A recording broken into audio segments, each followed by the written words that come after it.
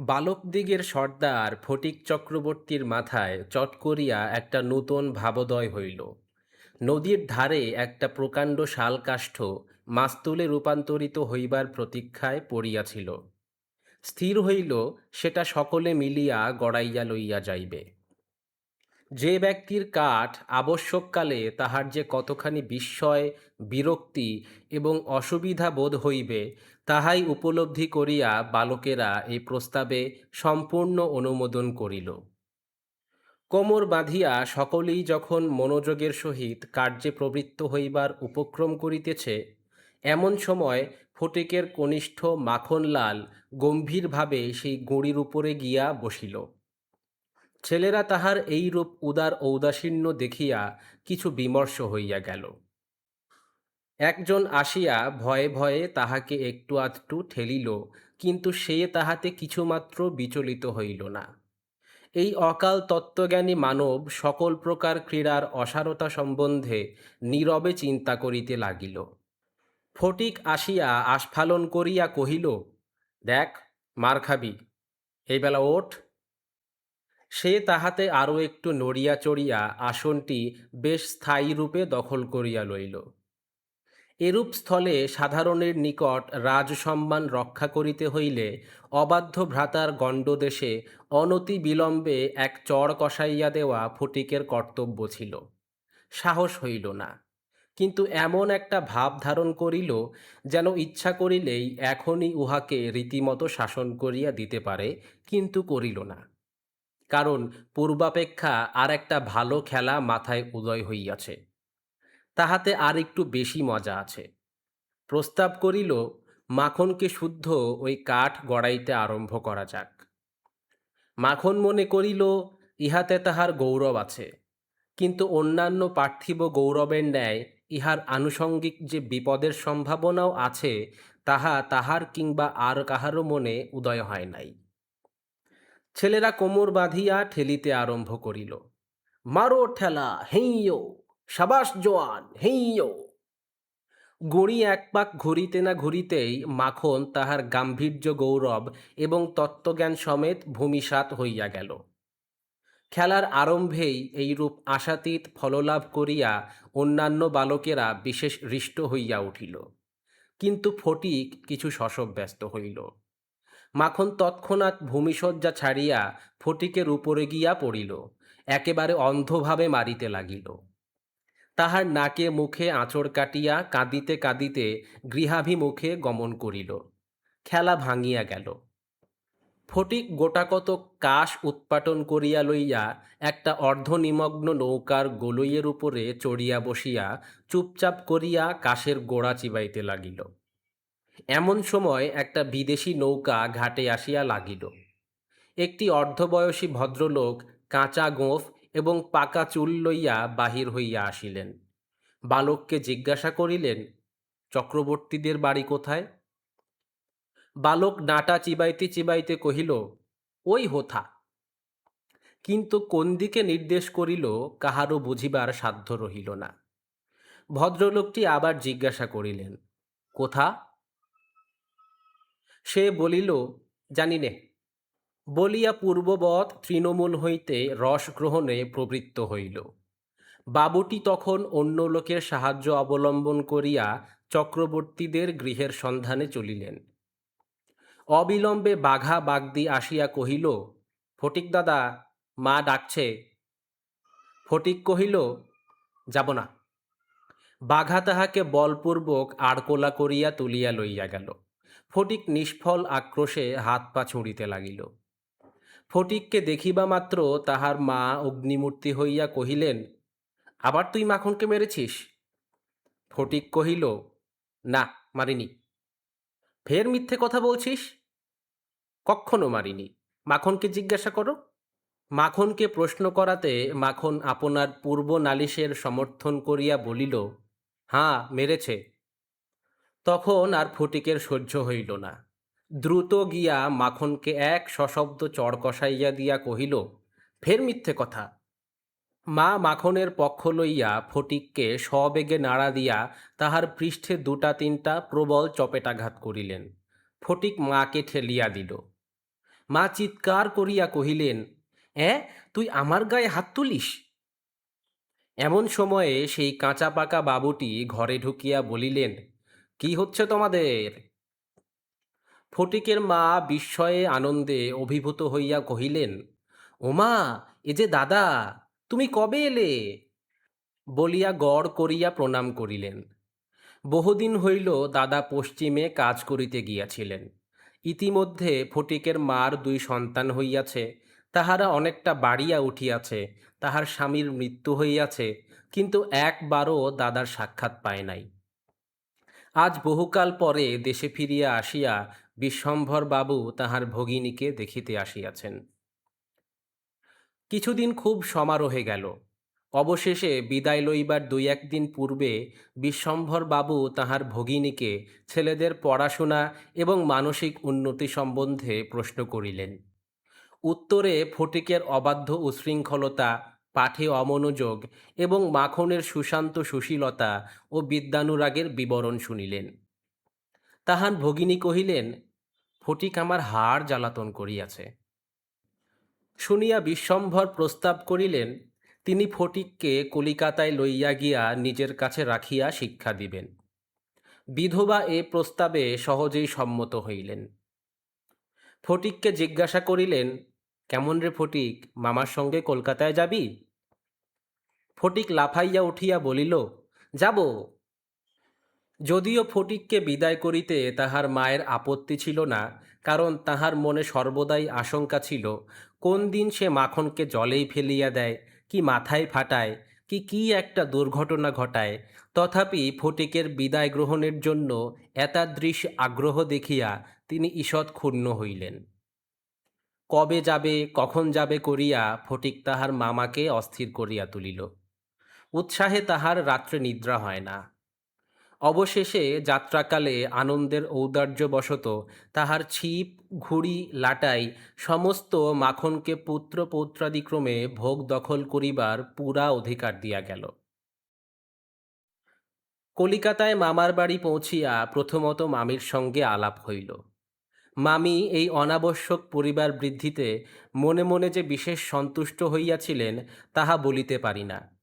তাহার নিজের ৩টি ছেলে লইয়া তিনি নিজের নিয়মে ঘরকন্যা পাতিয়া বসিয়া আছেন। ইহার মধ্যে সহসা একটি ১৩ বৎসরের অপরিচিত অশিক্ষিত পাড়া গেয়ে ছেলে ছাড়িয়া দিলে কিরূপ একটা বিপ্লবের সম্ভাবনা উপস্থিত হয়। বিশ্বম্ভরের এত বয়স হইল, তবু কিছুমাত্র যদি কাণ্ডজ্ঞান আছে। বিশেষত ১৩-১৪ বৎসরের ছেলের মতো পৃথিবীতে এমন বালাই আর নাই। শোভাও নাই, কোনো কাজেও লাগে না, স্নেহ উদ্রেক করে না, তাহার সঙ্গসুখও বিশেষ প্রার্থনীয় নহে। তাহার মুখে আধো আধো কথাও ন্যাকামি, পাকা কথাও জ্যাঠামি এবং কথা মাত্রই প্রগল্ভতা। হঠাৎ কাপড় চোপড়ের পরিমাণ রক্ষা না করিয়া বেমানান রূপে বাড়িয়া উঠে। লোকে সেটা তাহার একটা কুশ্রী স্পর্ধাস্বরূপ জ্ঞান করে। তাহার শৈশবের লালিত্য এবং কণ্ঠস্বরের মিষ্টতা সহসা চলিয়া যায়। লোকে সেজন্য তাহাকে মনে মনে অপরাধ না দিয়া থাকিতে পারে না। শৈশব এবং যৌবনের অনেক দোষ মাপ করা যায়, কিন্তু এই সময়ের কোনো স্বাভাবিক অনিবার্য ত্রুটিও যেন অসহ্য বোধ হয়। সেও সর্বদা মনে মনে বুঝিতে পারে পৃথিবীর কোথাও সে ঠিক খাপ খাইতেছে না। এই জন্য আপনার অস্তিত্ব সম্বন্ধে সর্বদা লজ্জিত ও ক্ষমাপ্রার্থী হইয়া থাকে। অথচ এই বয়সেই স্নেহের জন্য কিঞ্চিত অতিরিক্ত কাতরতা মনে জন্মায়। এই সময়ে যদি সে কোনো সহৃদয় ব্যক্তির নিকট হইতে স্নেহ কিংবা সখ্য লাভ করিতে পারে, তবে তাহার নিকট আত্মবিকৃত হইয়া থাকে। কিন্তু তাহাকে স্নেহ করিতে কেহ সাহস করে না, কারণ সেটা সাধারণে প্রশ্রয় বলিয়া মনে করে। সুতরাং তাহার চেহারা এবং ভাবখানা অনেকটা প্রভুহীন পথের কুকুরের মতো হইয়া যায়। অতএব এমন অবস্থায় মাতৃভবন ছাড়া আর কোনো অপরিচিত স্থান বালকের পক্ষে নরক। চারিদিকের স্নেহশূন্য বিরাগ তাহাকে পদে পদে কাঁটার মতো বিঁধে। এই বয়সে সাধারণত নারী জাতিকে কোনো এক শ্রেষ্ঠ স্বর্গলোকের দুর্লভ জীব বলিয়া মনে ধারণা হইতে আরম্ভ হয়। অতএব তাহাদের নিকট হইতে উপেক্ষা অত্যন্ত দুঃসহ বোধ হয়। মামির স্নেহহীন চক্ষে সে যে একটা দুর্গ্রহের মতো প্রতিভাত হইতেছে, এইটে ফটিকের সবচেয়ে বাজিত। মামি যদি দৈবাৎ তাহাকে কোনো একটা কাজ করিতে বলিতেন, তাহা হইলে সে মনের আনন্দে যতটা আবশ্যক তার চেয়ে বেশি কাজ করিয়া ফেলিত। অবশেষে মামি যখন তাহার উৎসাহ দমন করিয়া বলিতেন, ঢের হয়েছে, ঢের হয়েছে, ওতে আর তোমায় হাত দিতে হবে না, এখন তুমি নিজের কাজে মন দাও গে, একটু পড়ো গে, যাও, তখন তাহার মানসিক উন্নতির প্রতি মামির এতটা যত্নবাহুল্য তাহার অত্যন্ত নিষ্ঠুর অবিচার বলিয়া মনে হইত। ঘরের মধ্যে এইরূপ অনাদর, ইহার পর আবার হাঁফ ছাড়িবার জায়গা ছিল না। দেয়ালের মধ্যে আটকা পড়িয়া কেবলই তাহার সেই গ্রামের কথা মনে পড়িত।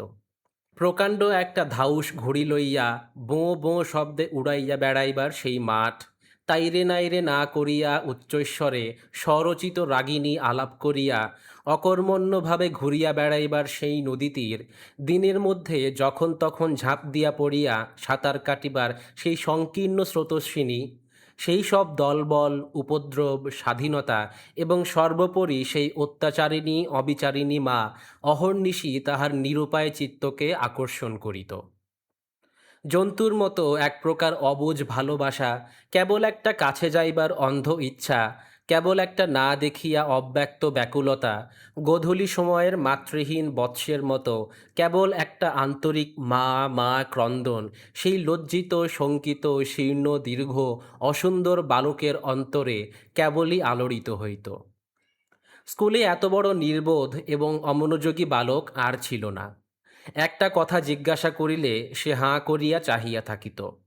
মাস্টার যখন মার আরম্ভ করিত, তখন ভারক্লান্ত গর্দভের মতো নীরবে সহ্য করিত। ছেলেদের যখন খেলিবার ছুটি হইত, তখন জানালার কাছে দাঁড়াইয়া দূরের বাড়িগুলার ছাদ নিরীক্ষণ করিত।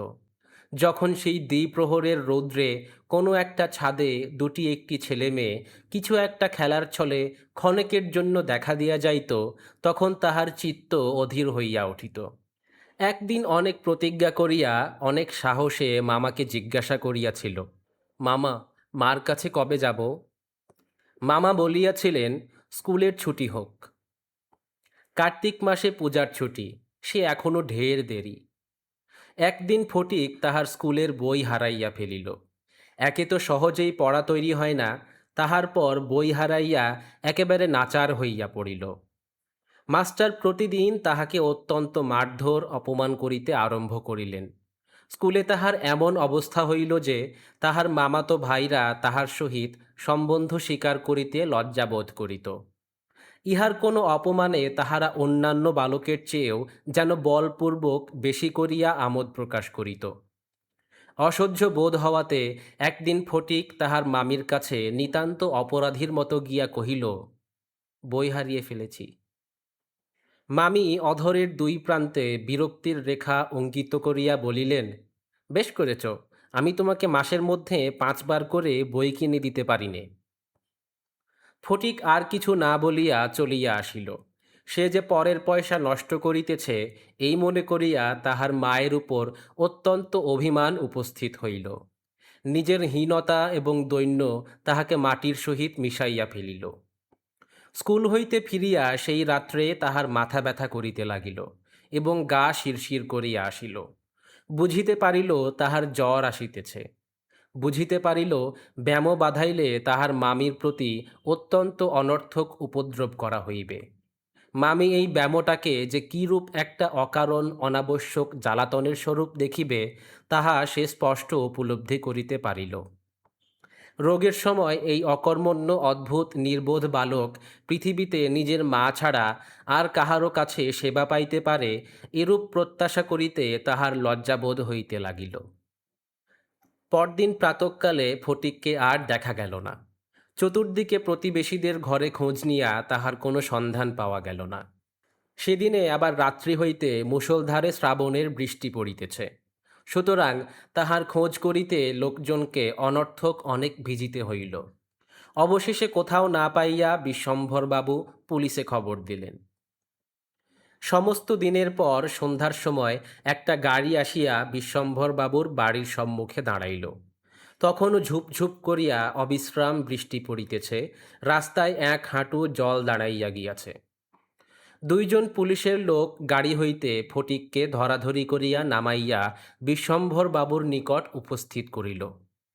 তাহার আপাদমস্তক ভিজা, সর্বাঙ্গে কাদা, মুখ চক্ষু লোহিত বর্ণ, থরথর করিয়া কাঁপিতেছে। বিশ্বম্ভরবাবু প্রায় কোলে করিয়া তাহাকে অন্তঃপুরে লইয়া গেলেন। মামি তাহাকে দেখিয়াই বলিয়া উঠিলেন, কেন বাপু, পরের ছেলেকে নিয়ে কেন এ কর্মভোগ? দাও, ওকে বাড়ি পাঠিয়ে দাও। বাস্তবিক সমস্ত দিন দুশ্চিন্তায় তাহার ভালো রূপ আহারাদি হয় নাই, এবং নিজের ছেলেদের সহিত নাহক অনেক খিটমিট করিয়াছেন।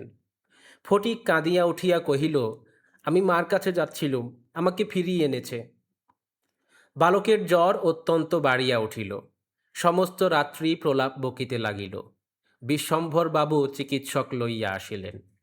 ফটিক তাহার রক্তবর্ণ চক্ষু একবার উন্মিলিত করিয়া কড়িকাঠের দিকে হতবুদ্ধিভাবে তাকাইয়া কহিল, মামা, আমার ছুটি হয়েছে কি? বিশ্বম্ভর বাবু রুমালে চোখ মুছিয়া সস্নেহে ফটিকের শীর্ণ তপ্ত হাতখানি হাতের উপর তুলিয়া লইয়া তাহার কাছে আসিয়া বসিলেন। ফটিক আবার বিড়বিড় করিয়া বকিতে লাগিল, বলিল, মা, আমাকে মারিস নে মা, সত্যি বলছি, আমি কোনো দোষ করিনি। পরদিন দিনের বেলা কিছুক্ষণের জন্য সচেতন হইয়া ফটিক কাহার প্রত্যাশায় ফ্যাল ফ্যাল করিয়া ঘরের চারিদিকে চাহিল। নিরাশ হইয়া আবার নীরবে দেয়ালের দিকে মুখ করিয়া পাশ ফিরিয়া শুইল। বিশ্বম্ভরবাবু তাহার মনের ভাব বুঝিয়া তাহার কানের কাছে মুখ নত করিয়া মৃদুস্বরে কহিলেন, ফটিক, তোর মাকে আনতে পাঠিয়েছি। তাহার পরদিনও কাটিয়া গেল। ডাক্তার চিন্তিত বিমর্ষ মুখে জানাইলেন, অবস্থা বড়ই খারাপ। বিশ্বম্ভরবাবু স্তিমিত প্রদীপে রোগশয্যায় বসিয়া প্রতি মুহূর্তেই ফটিকের মাতার জন্য প্রতীক্ষা করিতে লাগিলেন। ফটিক খালাসিদের মতো সুর করিয়া করিয়া বলিতে লাগিল, এক বাও মেলে না, দো বাও মেলে না। কলিকাতায় আসিবার সময় কতকটা রাস্তা স্টিমারে আসিতে হইয়াছিল। খালাসিরা কাছি ফেলিয়া সুর করিয়া জল মাপিত। ফটিক প্রলাপে তাহাদেরই অনুকরণে করুণস্বরে জল মাপিতেছে, এবং যে অকুল সমুদ্রে যাত্রা করিতেছে, বালক রশি ফেলিয়া কোথাও তাহার তল পাইতেছে না। এমন সময়ে ফটিকের মাতা ঝড়ের মতো ঘরে প্রবেশ করিয়াই উচ্চ কলরবে শোক করিতে লাগিলেন। বিশ্বম্ভর বহু কষ্টে তাহার শোকোচ্ছ্বাস নিবৃত্ত করিল। তিনি শয্যার উপর আছাড় খাইয়া পড়িয়া উচ্চৈস্বরে ডাকিলেন, ফটিক, সোনা, মানিক আমার। ফটিক যেন অতি সহজেই তাহার উত্তর দিয়া কহিল, অ্যাঁ? মা আবার ডাকিলেন, ওরে ফটিক, বাপধন রে। ফটিক আস্তে আস্তে পাশ ফিরিয়া কাহাকেও লক্ষ্য না করিয়া মৃদুস্বরে কহিল, মা, এখন আমার ছুটি হয়েছে মা, এখন আমি বাড়ি যাচ্ছি।